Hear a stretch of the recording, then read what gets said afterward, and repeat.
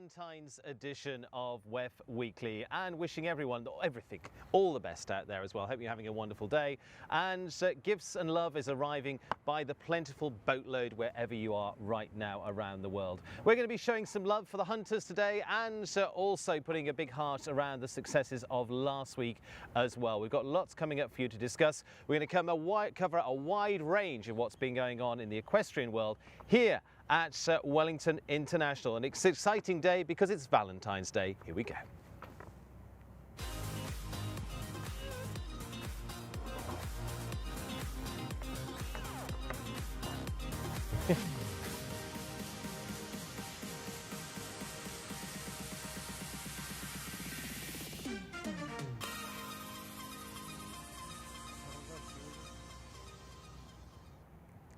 Well, welcome to the Winter Equestrian Festival. Like I say, it is a big week. It includes the World Championship Hunter Rider Spectacular this week. We've got jumping coming up for you. We review last week's big 5-star Grand Prix and the 2-star action as well. And this week's Cast Grand Prix as well. Cast, great to have them on board. Based in Italy, specialising in developing, designing and manufacturing high-level safety helmets as well. And also our streaming brought to you by Dodd Technologies each week here at Wellington as well. Of course, we bring you lots of the big classes too, but they have a great history in equestrian sport and sport as a whole, from the NFL to the NBA to IndyCars to the FEI World Cup finals as well. They're a wonderful supporter here at Wellington too this year.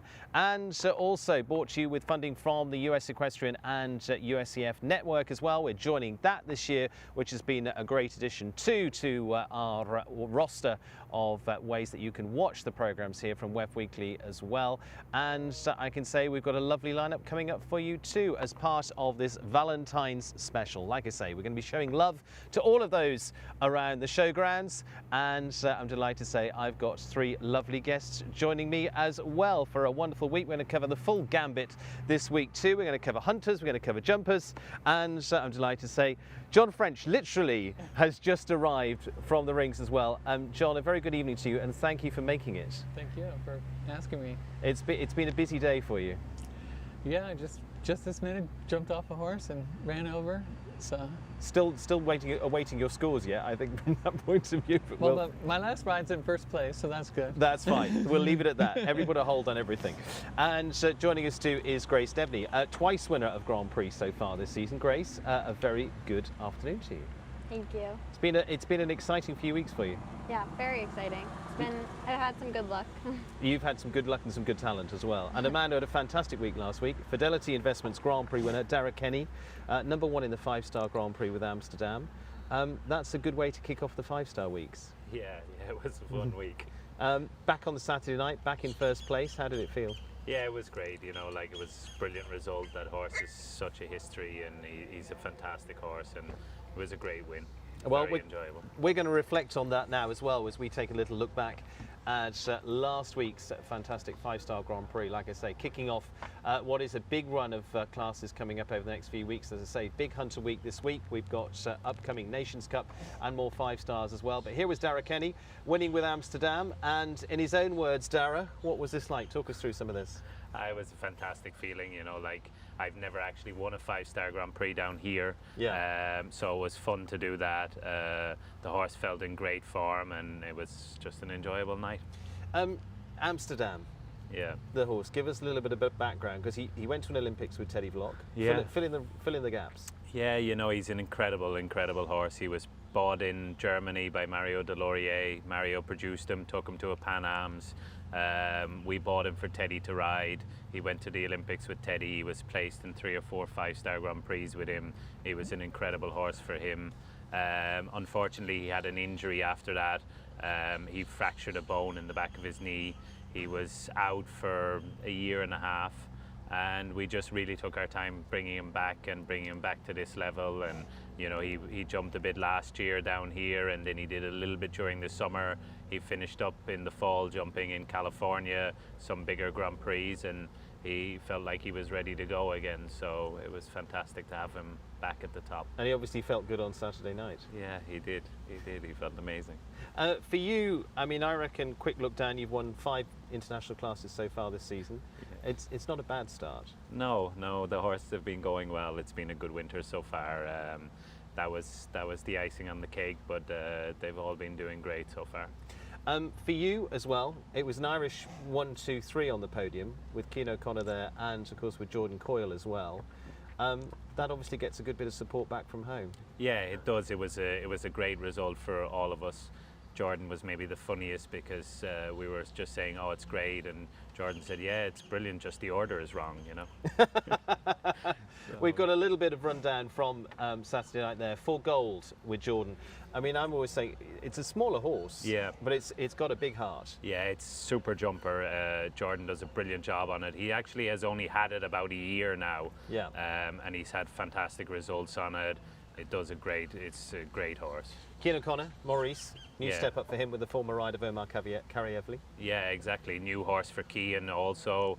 Cian is having a fantastic run this winter as well, and this horse looks to be a real horse for these big Grand Prix, which is great for all of us. Hopefully a few big Nations Cups as well. And this guy didn't look too bad either.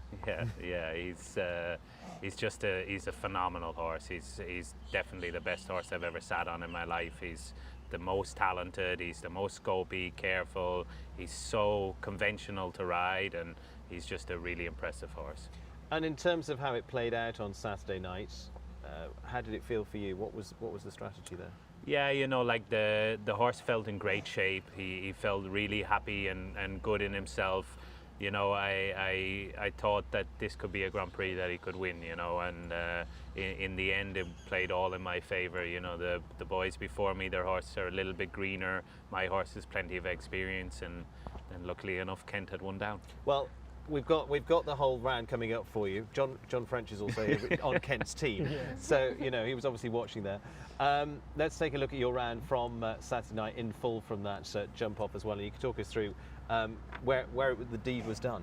I think actually 1 to 2. That was Cian had 8 strides there. I had 7. You know, Cian did 7 here. I did 8, but that was kind of always my plan.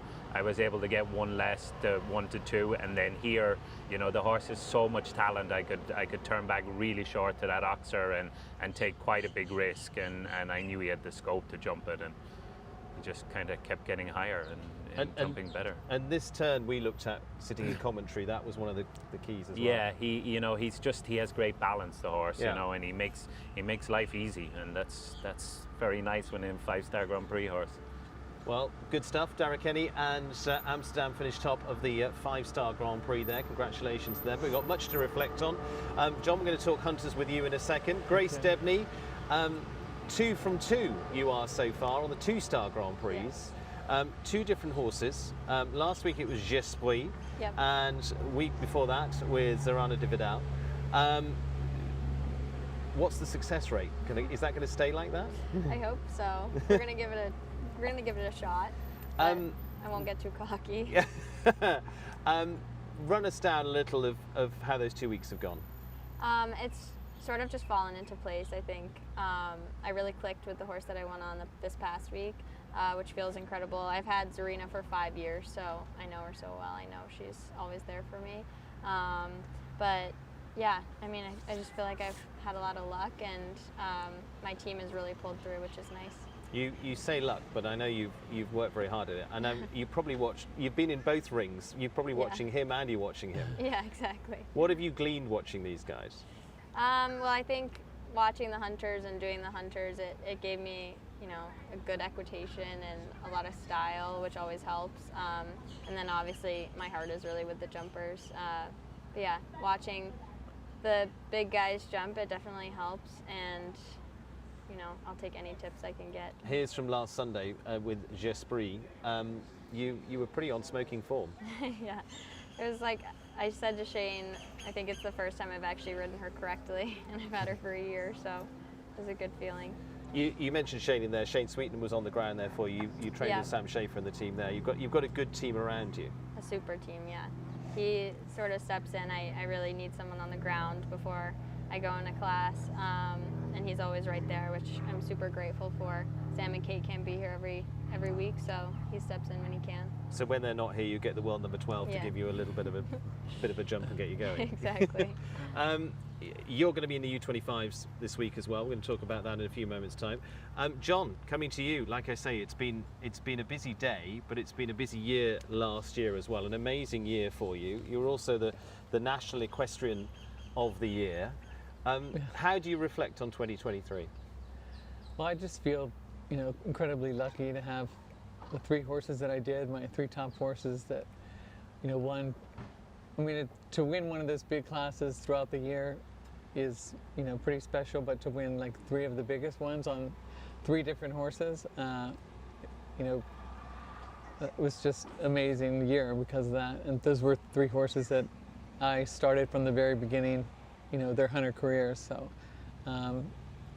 like I said, when I won Equestrian of the Year, it was kind of like my children, that they got into some fancy college, and I must have done something right. You must have definitely done something right. I mean, we're talking horses like Paradigm, we're talking Babylon, we're talking Milagro through last year. Of course, you won here last year as well as part of the WEF Hunter Spectacular as well. How did that set you up for the season, and how was this as part of your season? Yeah, I mean, it's the first really big class of the year here, and you get so many people coming from California, Ocala. They've all come down for this class. It means everyone's trying to get into that class. Luckily, I had 1 bye last year and I had 2 byes this year, so I don't have to stress this week. You can chill a bit to whether I can make the class. So, but Milagro was a relatively young horse. He was only 8 years old last year, and and then this class, it was pretty amazing. I mean, I did the 4-foot, and then you have to come in last. All those classes, I ended up, on top in the first round. Yeah. So all those big classes, I had the pressure on, and to come back last and try not to mess up. Get the job done. But you did. And just for those at home, remind us of those 3 big wins last year. Talk us through them. They were the Spectacular here. They were the International Derby Finals in Kentucky. Yeah. And that was Paradigm. Milagro was here, and then Babylon won the Professional Challenge class at Capital Challenge. How did that, if you'd started the year, was that on your radar to get all 3 done like that?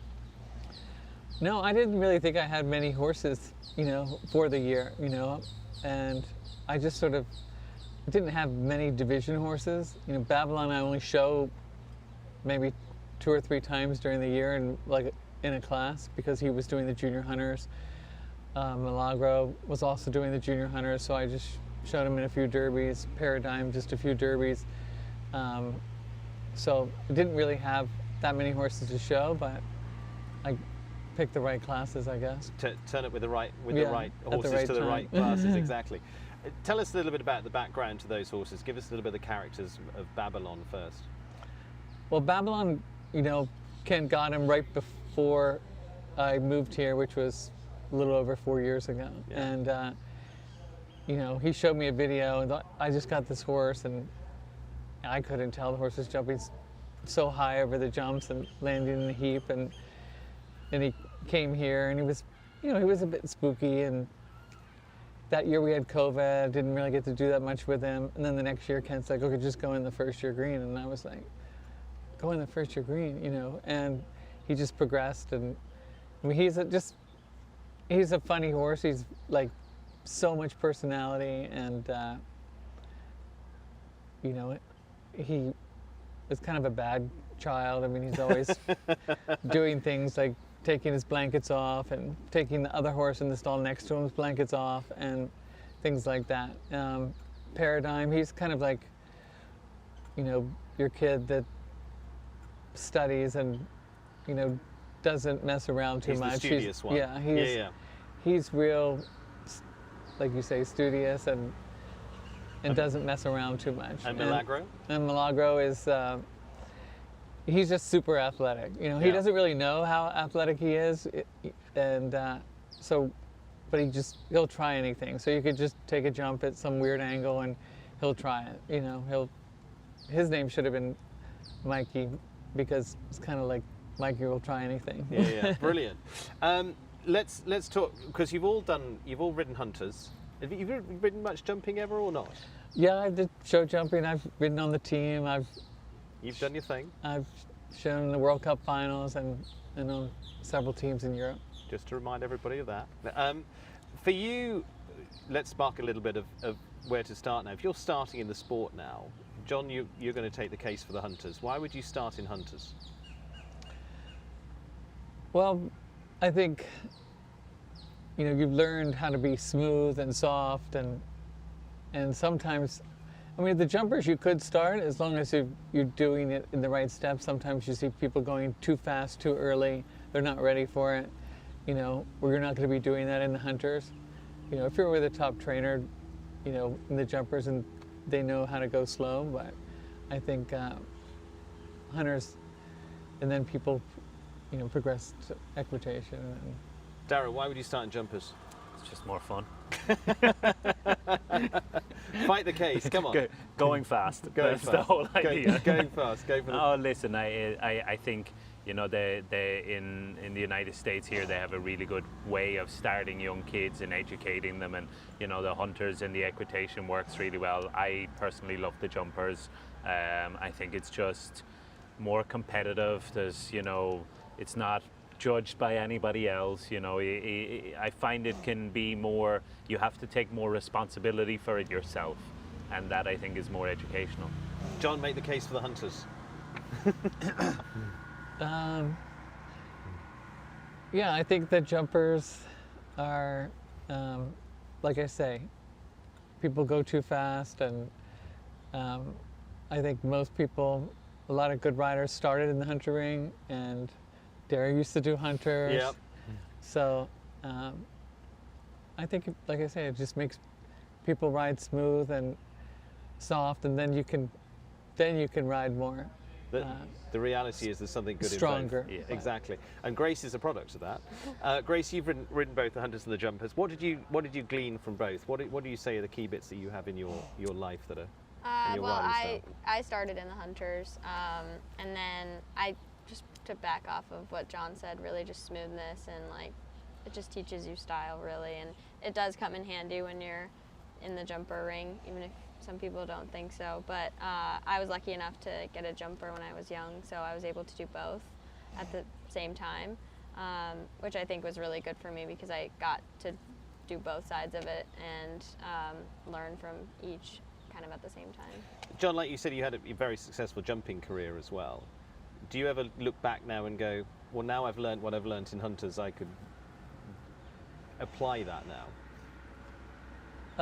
Well, when I went doing jumpers definitely helped my hunter riding. I mean, I used to ride a little too loose and fly out of the saddle, and there was a little bit, you know, too much drama over the jumps. But then when I went to the jumpers, I mean, I couldn't really do that over the big jumps, so I would go flying off. So I think it made me a stronger rider and got my flat work better, because, you know, in the jumpers the hunters, you try to leave them alone, but in the jumpers they need to be really well schooled on the flat. And so I think that's definitely helped my hunter riding as well. The reality is all three of you are top of your game in what you do. You've done both, which has been a great attribute to it. Darragh, from you, we're talking riding there. I mean, you've been over in the United States for a long time now. How has it changed your style? What comes out of the US style? I think a lot, you know, like I obviously spent 4.5 years with John Brennan and Missy Clark at North Run. I did 100 equitation lessons, and they were great fun. But it definitely, you know, like you see it now in jump offs and stuff like that. Like, I know what numbers to do. I know how to do the numbers. Like, I didn't know how to count strides in Ireland. We didn't have any of that, you know. Yeah. I learned that all here, and it definitely improved my riding. It improved my style. Again, what John said, you know, the flat work really improved a lot. And I enjoyed, you know, showing the hunters for them, and it was actually fun, and it was fun to kind of push yourself to be better at something else as well, you know, not just in the jumper ring. So I quite enjoyed that. I really enjoyed Missy's equitation lessons. They were actually brilliant. She's maybe one of the best at it. And it just gave me a lot more education on riding and how to be stylish and how to be correct and how to do the right numbers and how to count. Yeah. John, do you get up to watch the jumping much and vice versa? Because obviously you have the working relationship with Kent Farrington that you mentioned a little bit earlier on. That's been a really interesting and successful partnership. Yeah, I try to watch Ken when I can, you know, for sure on the big nights at Grand Prix and things. And, you know, at home, try to watch him schooling, or he has other top riders sometimes come over to the barn, and, you know, you can learn, you know, even though they're not doing the hunters, you can learn a lot from all of them. How did that sort of partnership come about? Because you'd have thought you're in the same sphere in different spheres. Yeah, I think Ken had some horses, and he used to sort of hunters, and, you know, he likes, you know, all kind of, you know, hunters, jumpers, you know, he knows what a good horse is, and he would sort of outsource them out, and he decided he wanted it more in-house, and just called me up one day and said, "Did you want to move and work together with me?" And I said, "No, I just moved to Seattle, and I was gonna kind of wind down," and he's like, "Come on," and then he just kept bugging me like 3 or 4 times. We met, and finally I was like, "You know what? Maybe I'll ramp it back up again and go some more." And what do you say to him now? No, I'm very thankful that he did. You know, and he brought me out here. It's been great. Yeah, it's been great. For you, as you say, you came over from West Coast, but actually you started over this way, didn't you? You were. Yeah, I grew up in Maryland. I grew up in Maryland, but went to California for a little over 30 years. And then back here on the East Coast, it's Yeah. been very successful. It was successful on both coasts, which is great. We're going to talk U25s as well. Like I say, it's going to be the Brain Juice U25 series here this week too. And we're going to take a look at the table as that sits. Of course, we had a team event a few weeks ago. We're back into Grand Prix as well to look at that. Hallie Grimes is at the top of the U25 series, the under 25 riders. Frances Derwin of Ireland in second, Maggie Jacobs after that, Ansgar Holtjes in fourth, and Frances Nina Malave making up the top 5 as it stands at the moment in the U25 series. As I say, that kicks off back again this week. Top 3 in the Grand Prix just a few weeks ago was Grace Debney. Grace, we've talked hunters, we've talked jumpers. U25, how's it shaped into your world now? I think it's a great series. I always loved doing it. I think it's really hard here. If you're doing the regular FEI classes, you're competing against 100 people that have probably gone to the Olympics. And so it can get a little bit difficult. It's really nice to just do it with your peers. It's good experience. You know, you get to jump the water a few times. You get to go under the lights. Some people don't have a horse that they can do that with other than the U25. So it's super fun. I think it's a really good series. Top 3 in the opening Grand Prix. How are you feeling about this week? I'm feeling good. I'm doing Zarina, so I don't know. I always feel good when I get to show her. She's been with me the longest, so I know her the best. You've got behind you, you've got a medal in terms of bronze at the European Championships with the British team, despite the accent. Yeah. You are British born. Yes. How did that sort of help things through, and how does that now progress you? It gave me a lot of confidence. I feel like I really learned a lot about my horse and about, you know, my riding. Just being over in Europe as a whole also really helped me. But yeah, it was intense. It was a lot of jumping. By the end, you're kind of like, okay, when is this going to end? But I had a lot of fun, and I feel like I learned a ton. And for you, upcoming this week, have you really sort of put the nail down of what you're going to do this week in terms of what are you aiming at? We were top 3 last time. We obviously got to go to number 1 this time. Yeah, well, I'll give it my best. I just have U25 this week, so I just have 1 horse to focus on, which is really nice. And it's your birthday on Sunday. Yes. Yes, it is. 20? Yes. Yes, it's a big one. Good luck with that. So under 25 is coming up this week, leading Emma's 150 series as well. Of course, that takes place each week here. Cian O'Connor is currently top of that table. In fact, it's an Irish 1-2. This is all looking a bit familiar. Shane Sweetnam is in second place at the moment, and Jad Dana in top 3. It's McLean Ward after that, and Conor Reagan as the top 5 here as it stands. That top 5 in that MS 150 leaderboard at the moment. To say that is all going to be part of this week as well. Of course, we're out on the field for the Cask Grand Prix this week as well, and for the under 25. So we're going to be heading over to that venue. Over at this venue is going to be the World Championship Hunter Rider Hunter Spectacular. Of course, last week as well, in case you missed it, was the new Hunter Team Event 2, which, Grace, you're on the winning team. Yes. Who was your team? It was me, Brianne Goutal, and Clara Prop. How did that work? So you, I guess it's the hunter version of the charity challenge a bit. You each take a turn, you each do your own round, and you each get a score, and then whoever at the end has the highest overall score wins. Job done. Yeah. And you got it. Exactly. John, from your point of view this week, for those not familiar, how does this week work getting to that spectacular? Like you say, you've got a few options. Yeah, there's certain people that have buys.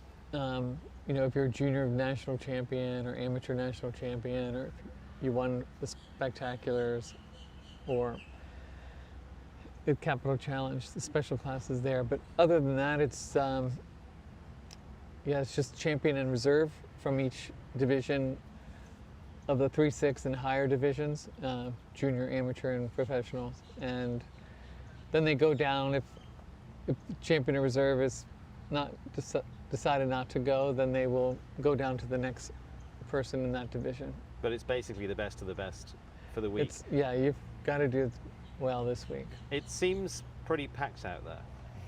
It seems busy. It's really busy, yeah. Yesterday, warming up and everybody wanting to get in the international ring, and this morning before the show, there was a lot of horses. And what's your plan for the week?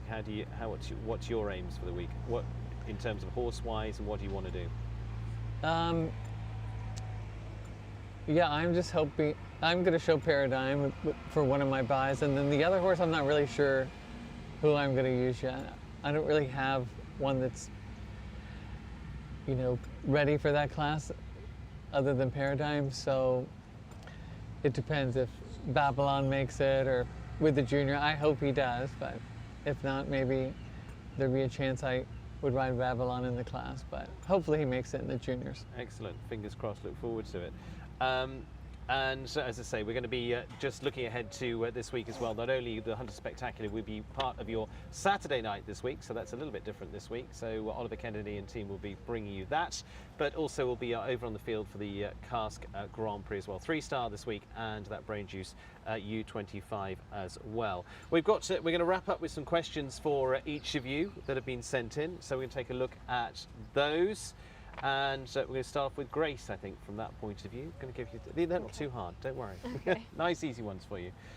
Let's take a look at the questions for Grace that we've got this time around. And they're going to swing those in for us. And we're going to take a look at what that is going to be. And also got questions for Darragh. So, Grace, first, if you could ride any horse of any rider in the world, which one would it be? You've got your choice. Anyone right now. It could be Paradigm. You could be going in the Hunter direction, or you could be. Where do you want to go? I think probably. God, now I can't think of her name. Ketra Neckerman's horse. Yeah. Do you know what it's? Yeah, the one that won in The chestnut. Yes. Yeah. The one in Miami. Yeah. In Miami, Yes. the 2 years. I would ride that one. Yeah, take that one. Yeah. Definitely. Grace, so that's you. You've passed the test. Okay. From that point of view. Okay, let's take a look at the next of our questions, and that I think is going to be heading in a Darragh direction from that point of view, and see what we've got here for Darragh. And what was it like competing at the Olympics? It was obviously very strange because it was the COVID Olympics, and so it was exciting to go. It was incredible to have that opportunity.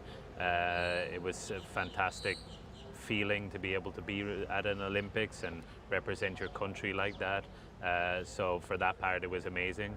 There was obviously no people there, so there wasn't much of a crowd or cheering or anything like The that. announcing was amazing. The announcing was fantastic, fantastic. But no, it was really cool. It was a really cool feeling to get the opportunity to do that and represent your country like that. It was fantastic. And it was interesting, like you say, that there wasn't a crowd there, but it never felt empty. Was a sort of strange feeling to it. Yeah, it was like I think they did a really good job putting it all together. You know, like there was obviously a lot of horse people there, and it was just fun to do it. What were your nerves like that week? Because it was a big one for you. I'm very lucky. I do not struggle with nerves. How do you do that? I don't know, but I just never am more. I get more motivated than sometimes I can be a bit too relaxed. Yeah. So it kind of gets me a little bit more motivated, which normally makes me concentrate a bit more, which normally has a good outcome. John, do you get nervous, or are you like a Darragh? No, I get nervous. Yeah. But like you said, nerves are good. You know. Yeah. You don't want to be too relaxed, so kind of get you thinking pretty sharp. But I definitely get nervous. We've got your questions, John. Couple for you here as well. Let's take a look at what we've got for John French down here as well. Is going to be our next question coming up. And what qualities do you look for in a young horse?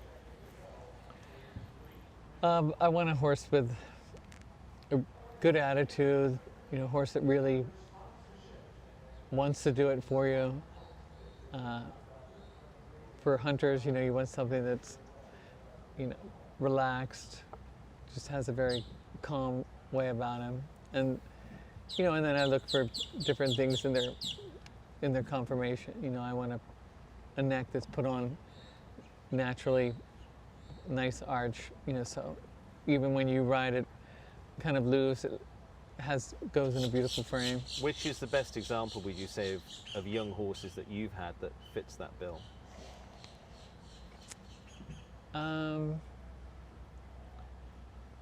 Probably Milagro. Here's, you know, I would look at him and just want to buy him off of his beauty and how pretty he was and his neck, and then he has like an amazing attitude.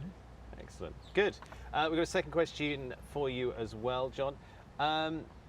What is an important quality for your groom to have? Because you've got a great team around. You tell us a little bit about them and tell them their qualities. You want a groom that, you know, really cares and is excited for the horse, and you know, you can tell when, you know, they watch the horse go and they talk to their friends, and they, you know, sometimes they're betting with their friends that their horse is going to win, but you want a groom that, you know, really cares about the horse and how he does, and you know, knows their personality, and because every horse is different, so you know, as long as they know to treat them differently. Gives us a chance for you to give a little shout out to your team. Who are your team behind you? Who's the team on the ground? Well, Kim Davidson is my manager, and you know, then we have a lot of grooms. We have a lot of different grooms, but Kim is the main person, and Carlos, Leo. It takes a I can't village. tell It takes a all of village. them. Yeah, fantastic. Okay, well, suffice to say, you're all off the hook now. You've got a big weekend. Well, you've got a nice quiet week ahead. Yeah. This week, you're going to be relaxing. You've just got the horses to ride at home. Yeah, easy week. Easy week. Concentrate on Frano trying to beat Grace over here.